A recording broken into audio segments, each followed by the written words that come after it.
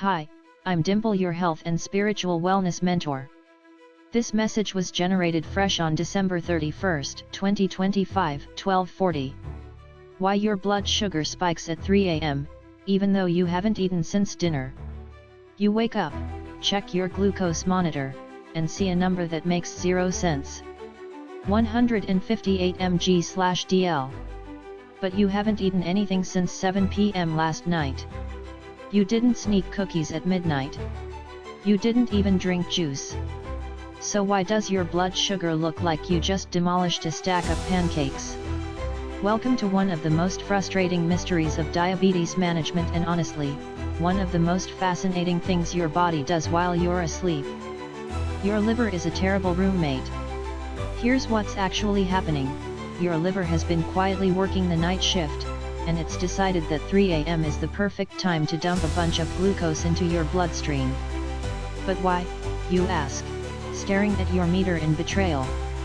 Because your liver thinks you're about to hunt a woolly mammoth. See, your liver stores glucose in the form of glycogen, basically a glucose savings account for emergencies. Throughout the night, as your blood sugar naturally drops from not eating, your liver says, "Don't worry, I got you," and releases stored glucose to keep everything stable. This is called hepatic glucose production, and it's actually a brilliant survival mechanism. The problem? Your liver doesn't know you're sleeping in a climate-controlled bedroom with a refrigerator 10 feet away. It thinks you're still living in a cave where you might need to run from a predator or forage for food at dawn. So it preps up your blood sugar just in case. The dawn phenomenon, your body's built-in alarm clock. Between 2 a.m. and 8 a.m., your body experiences what doctors call the dawn phenomenon. This is when hormones like cortisol, growth hormone, and glucagon all spike as part of your natural circadian rhythm. They're basically your body's way of saying rise and shine. Here's some energy to start your day. These hormones trigger your liver to release even more glucose while simultaneously making your cells more resistant to insulin. It's like your body is throwing a morning party, and glucose is the confetti. For people without diabetes, the pancreas releases extra insulin to handle this surge, and blood sugar stays normal. But if you have diabetes or insulin resistance, your body can't produce enough insulin or use it effectively, so that glucose just hangs out in your bloodstream, spiking your morning numbers. The Samajai effect, when your body overcorrects. But wait, there's another plot twist. Sometimes your blood sugar drops too low during the night, even without you realizing it, and your body panics. It releases counter-regulatory hormones like adrenaline and glucagon that tell your liver, "Emergency. Dump all the glucose." This is called the Samajai effect, and it's basically your body overcompensating, like someone who sets 17 alarms because they're terrified of sleeping through one. The frustrating part? The rebound high in the morning can look identical to the dawn phenomenon, but the causes are completely different. One happens because your body naturally raises blood sugar at dawn. The other happens because your blood sugar dipped too low overnight, and your body overcorrected. How do you know what's happening to you? This is where it gets practical. If you want to figure out whether you're experiencing dawn phenomenon or the Samajai effect, you need to check your blood sugar around 2 a.m. or 3 a.m. for a few nights.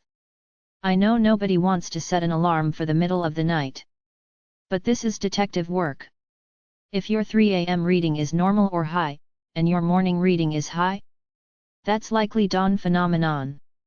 If your 3 a.m. reading is low, under 70 mg/dl, and your morning reading is high, that's probably the Samajai effect. What can you actually do about it? For dawn phenomenon, talk to your doctor about adjusting your evening medication timing or dose. Try eating a small protein-based snack before bed, like a handful of nuts or cheese. Exercise in the evening, which can improve insulin sensitivity overnight. If you're on insulin, your doctor might suggest adjusting your basal rate or trying a different insulin formulation. For the Samajai effect, make sure you're eating enough at dinner and not going to bed hungry. Check if your evening medication dose is too high. Consider a small complex carb snack before bed to prevent nighttime lows. Work with your healthcare team to adjust insulin doses. The bottom line: your body is an incredibly complex system that's constantly trying to keep you alive. That morning blood sugar spike isn't your body failing, it's actually your body doing exactly what it evolved to do. The problem is just that our modern reality doesn't match the threats our bodies were designed to handle. Understanding whether you're dealing with Dawn phenomenon or the Samajai effect can help you and your healthcare provider make adjustments that actually work instead of just guessing and getting frustrated. And here's the thing nobody tells you: even with perfect diabetes management, you might still see some morning elevation. Sometimes the goal isn't a perfect number, it's a manageable number that doesn't derail your entire day. Your liver is going to liver. Your hormones are going to hormone. The key is working with your body's rhythms instead of fighting against them. Now go check your blood sugar at 3 a.m. I promise the data is worth the lost sleep. Like, share, and subscribe for daily updates. I create helpful wellness videos every day for you. Thanks for connecting. Stay healthy, stay happy.